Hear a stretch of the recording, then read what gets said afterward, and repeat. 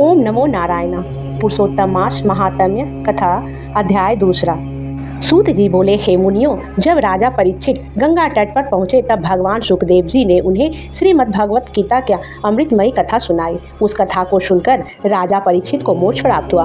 उस दिव्य दृश्य को देखकर और वहाँ के पुण्य वातावरण का अनुभव कर मैं यहाँ आप सबके यज्ञ का दर्शन करने आया हूँ। आप जैसे ब्राह्मणों को देखकर मैं स्वयं को धन्य मानता हूँ। ऋषियों ने कहा, हे सूत जी, आपने जो भगवान व्यास के मुख से सुना है वह अत्यंत अद्भुत और दुर्लभ है। कृपा करके हमें वही कथा सुनाइए जो जीवन का सार हो, जो मन को शांति दे और जो अमृत से भी बढ़कर हितकारी हो। सूत जी विनम्रता से बोले, मैं तो साधारण हूँ, परंतु आप महान ऋषि मुझसे प्रश्न कर रहे हैं, यह मेरा सौभाग्य है। जो कुछ मैंने अपने गुरु व्यास जी से सुना है वही मैं आपको सुनाता हूँ। इसके बाद सूत जी ने एक पुरातन प्रसंग सुनाया। ने बताया, एक बार देवर्षि नारद बद्रीनाथ के समीप स्थित नर नारायण के आश्रम पहुंचे। वह आश्रम अत्यंत पवित्र और दिव्य था।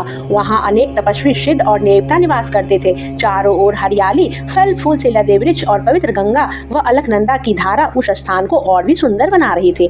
नारद मुनि ने वहां पहुंचकर भगवान नारायण को साष्टांग प्रणाम किया। भगवान नारायण गहन तप में लीन थे। उनके तेज से समस्त वातावरण प्रकाशित हो रहा था। उन्हें देखकर नारद जी ने अत्यंत श्रद्धा और प्रेम से उनकी स्तुति की। नारद जी बोले, हे देवों के देव, हे जगन्नाथ, आप कृपा के सागर है। आपका तब संपूर्ण प्राणियों के लिए कल्याण के लिए है। कलयुग में जीव अज्ञान और विषयों में फंसे हुए हैं। ऐसे समय में उनके उद्धार के लिए कोई सरल और प्रभावी उपाय बताइए जिससे उनका कल्याण हो और उन्हें मोक्ष प्राप्त हो सके। मैं भी आपके मुख से वही ज्ञान सुनना चाहता हूँ। नारद जी के मधुर और करुणामय वचन को सुनकर भगवान नारायण प्रसन्न हुए और बोले, हे नारद, तुम भगवान की महिमा को जानते हो, फिर भी लोक कल्याण के लिए पूछ रहे हो। वह बहुत उत्तम है। मैं तुम्हें एक अत्यंत पुण्यदायक रहस्य बताता हूँ। यह पुरुषोत्तम मास महात्म्य।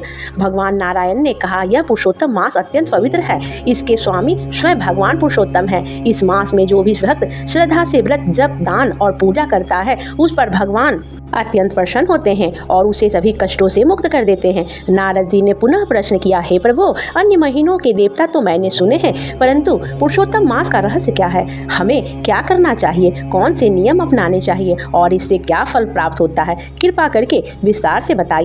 नारद जी ने आगे कहा, हे प्रभु, इस संसार में अनेक लोग दुखी हैं। कोई दरिद्र है, कोई रोगी, कोई संतानहीन, कोई दुख और शोक से पीड़ित। ऐसे सभी लोगों के कष्ट दूर करने वाला उपाय हमें बताइए। जी कहते हैं, नारद जी के इन करुणा भरे वचनों को सुनकर भगवान नारायण गंभीर और शांत स्वर में आगे की कथा कहने लगे, जिससे समस्त संसार का कल्याण हो सके। प्रेम से बोलिए, जय श्री हरि।